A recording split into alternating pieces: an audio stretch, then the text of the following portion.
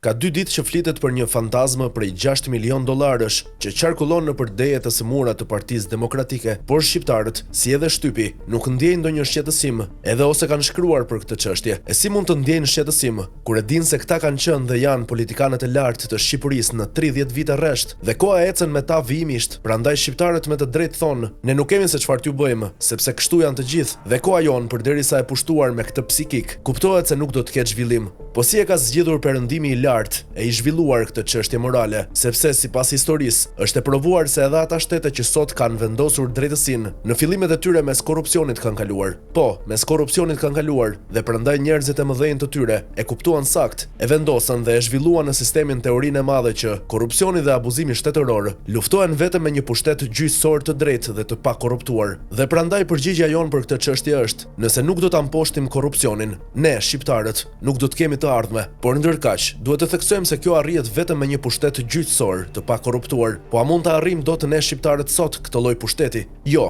Shenjat po tregojnë se një herë për një herë kemi të pamundur. Nëse nuk do të arrijmë të kemi në drejtim një kryeministër të pakorruptuar dhe një parlament të pakorruptuar, atëherë sigurisht që mund të shpresojmë se do të kemi një shtet të pakorruptuar dhe po ecim drejt zhvillimit të mirëqenies.